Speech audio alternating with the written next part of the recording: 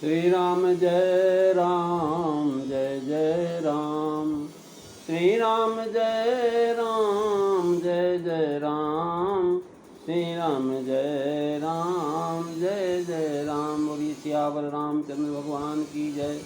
पवन सुत हनुमान की जय। उमापति महादेव की जय। सब संतन की जय, सब भक्तन की जय। सच्चियाँ जोता वाली माता तेरी सदा ही जय। बोल सनातन धर्म की जय। सदगुरुदेव महाराज की जय। नमो पार्वती पते हर हर महादेव। आदरणीय श्रोतागणों, मानस चिंतन चैनल पर आप सभी का स्वागत है। पिछली चर्चा में आप भगवान राम, लक्ष्मण, भरत, शत्रुघ्न के प्राकट्य की जो चर्चा श्रवण कर रहे थे। महाराज उस समय अयोध्या बड़ी सुशोभित हो रही है, मानो रात्रि प्रभु से मिलने आई। इतना अगर धूप और जो महाराज अबीर गुलाल इतने फेंके गए कि जैसे दिन ही नहीं रात हो। सूर्य को देख करके महाराजों मानो महाराज रात्रि संकुचित हो गई तथा संध्या के अनुमान बन गई। तो भी मन में विचार करके संध्या बन करके यहाँ रह गई है। तुलसीदास जी लिखते हैं कि अवधपुरी सोहई भांति प्रभु ही मिलन जनु आई राती। देखी भानु जन मन सकुचानी और तदपि बनी संध्याय अनुमानी। मंगल भवन अमंगलहारी रवौ सुदशरथ अजीर बिहारी। श्री राम जय राम जय जय राम। श्री राम जय राम जय जय राम। महाराज अवधपुरी सोहई भांति। मध्याह्न काल का समय, दोपहर के समय महाराज संध्या काल सा लग रहा है। इसी से रात्रि का रूपक देते। मास दिवस का दिन भया हो गया महाराज, 1 महीना हो गया, सूर्य हटते नहीं तो चंद्र रात आए कैसे। लेकिन महाराज जो है ऐसा अयोध्या वासियों ने किया कि संध्या बन गई। यानी जो है आई जन रात्रि का भाव कि राम जन्म मध्याह्न में हुआ। उस समय दिन था, रात नहीं थी, अतएव रात आई। अवधपुरी सोहई भांति। यानी इसका संबंध है राम जन्म में दिन रहा और प्रथम दिन शोभा कही।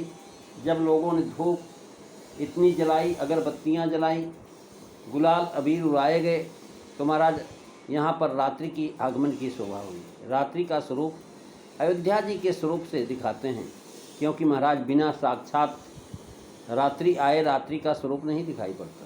अवधपुरी सोहई भांति का भाव यही है कि रात्रि का मिलने आना क्यों कहा कि इस प्रश्न का उठा करके वो एक महान भाव ने उत्तर भी दिया है। रात्रि से रात्रि जी के अभिमानी देवता का तात्पर्य, वह मिलने क्यों आया। चंद्रमा, चंद्र, इसलिए ये चंद्र की कला कामी सुख, चंद्र ज्योति से उपलक्षित स्वर्ग के दिव्य भोगों को भोग करके फिर लौटना पड़ता है। यह समझ करके अनावृत मार्ग के लोग मुझे अंगीकार नहीं करते। अतः मैं आपकी शरण में हूँ भगवान। और भगवान ने महाराज चंद्रमा को अपने नाम के पद में रख दिए। राम जी से रामचंद्र हो गए। इसी से वशिष्ठ के द्वारा वशिष्ठ योग यानी योग वाशिष्ठ में राजयोग की सफलता की गई। भाव यह कि अवतार सूर्य वंश में सूर्यदेव के समय दिन में हुआ था। अतः मैं आकर के मिली हूँ। अब मुझे तो भी तो अपने दिव्य जन्म कर्म का सफल करना उचित है।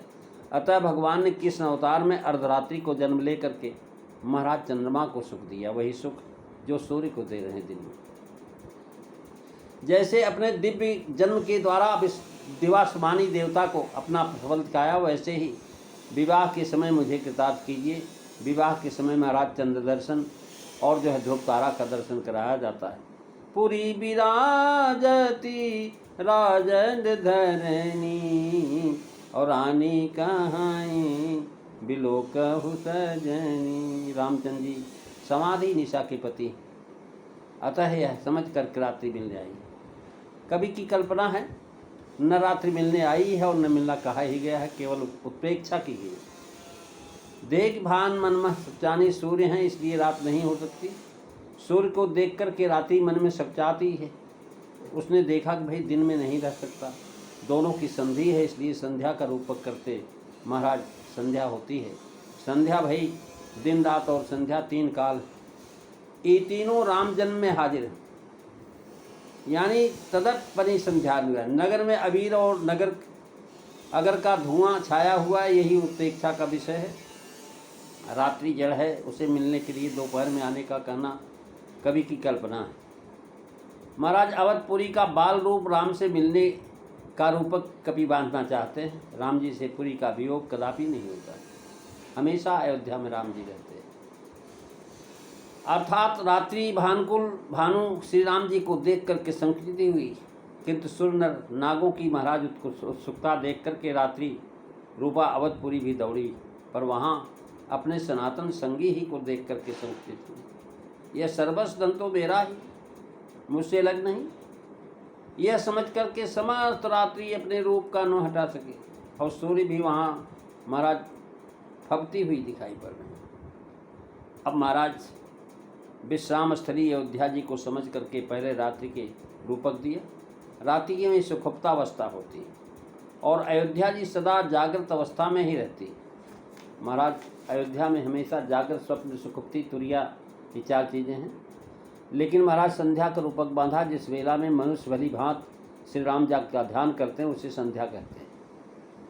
संध्या का रूप प्रातःकाल महाराज, प्रातः संध्या, मध्याह्न संध्या और सायं संध्या, ये महाराज श्री राम जी का ध्यान जागरूकता रहती है। संध्या 3 है, सायं, मध्याह्न और प्रातः। यहाँ प्रातः संध्या का रूपक जानना चाहिए, क्योंकि आगे वेद ध्वनि का वर्णन है। वेद पाठ सायंकाल में वर्जित, अनावश्यक समय वेद पाठ प्रभास में ही होता है। पुनः आगे की चौपाई, कौतुक देख पतंग भुलाना, महाराज श्री राम जी के मत से यहाँ, विश्रा जी के मत से यहाँ प्रायः मध्याह्न का रूपक है। सायं संध्या के पक्ष में बहुत कुछ कहा जा सकता है। मध्याह्न संध्या महाराज सबको पता ही नहीं लगता, रात्रि दिन के बाद आती है और पीछे से नहीं। यहाँ प्रत्यक्ष वेद ध्वनि हो रही है, उसी पर पक्षियों की महाराज बोली का उत्प्रेक्षा की गई है। यदि संध्या के अनुसार वेद ध्वनि की बात होती तो बात बन सकती थी। महाराज अगर कि बहुत सी धूप का बहुत सा धुआं जो हुआ वही मानो संध्या का समय हो गया, अंधेरा है। जो अबीर उड़ रहा है वही मानो संध्या समय की अरुणाई है। समस्त मंदिरों के मणि समूह मानो तारागण हैं। राजमहल कलश ही उदार है, चंद्रमा है। अगर धूप बहु जनु अधियारी, उड़ई अबीर मन रुनारी। मंदिर मणि समूह जनु तारा, निपे गृह कलश सो इंदुदारा। मंगल भवन अमंगल हारी, रबउ सुदशरथो अजीर बिहारी। अष्टगंध आदि में अगर है एवं महाराज अगर सब प्रथम रख करके अगर धूप और अष्टगंध सो प्रसिद्ध किया। नगर बड़ा भारी है, अगर की धूप बहुत हुई तब कुछ अंधकार महाराज संध्या का सा हुआ। उड़ई अबीर, अटारियाँ बहुत ऊँची हैं। महल कई कई खंड के, ऊपर से लोग अबीर छोड़ते हैं, वही दिशाओं की ललाई है। संध्या की ललाई की उत्प्रेक्षा इसी मानी। मंदिर मन समूह जनतारा, यानी अवधपुरी शोभा यही भांति में अवध की शोभा कहकर के रात्रि की शोभा बढ़ाई कि रात्रि की शोभा चंद्रमा और तारागण से है। सस्य समाज मिल मनौ सुराती, इसी से महाराज रात्रि की शोभा कहने में चंद्रमा और तारागण का वर्णन है। मंदिर बहुत ऊंचे हैं, मंदिरों में ऊपर जो मणि लगी हुई वो तारागण है। भाव यह है कि नवमी तिथि का चंद्र खंडित होता है। उदार कहकर के पूर्ण चंद्र सूचित किया। पूर्ण चंद्र की उपमा से जनाया कलश बहुत ऊंचा है। धवल धाम ऊपर नभ चुंबत, कलश बनो रवि सस दुत निंदक। पूर्णमासी पूर्ण तिथि, पूर्ण चंद्र उसी दिन होता है। पूर्ण चंद्र की उपमा देकर के राजा का महल पूर्णमासी है और महल का पूर्ण कलश पूर्ण चंद्र है। अब कह रहे हैं महाराज रामचरण मिश्र जी लिखते हैं, कर्णोदय में बड़े ही तारे दिखाई देते हैं, छोटे नहीं दिखाई पड़ते। जब सवेरा होने लगता है तो जो बड़े बड़े तारे हों तो दिखाई पड़ते हैं, और जो आम तारे हों नहीं दिखाई पड़ते। आप लोग अगर कभी गांव में गए होंगे, देखे होंगे, यहाँ तो दिल्ली में तो पता नहीं लगता, और हम लोग तो गांव के रहने वाले हैं, हम लोगों को वहाँ पता है कि हम सुबह के टाइम पर तारे जो है कुछ फीके हो जाते हैं और कुछ बड़े तारे जो है दिखाई पड़ते हैं। ध्रुव तारा है, शुक्र तारा है,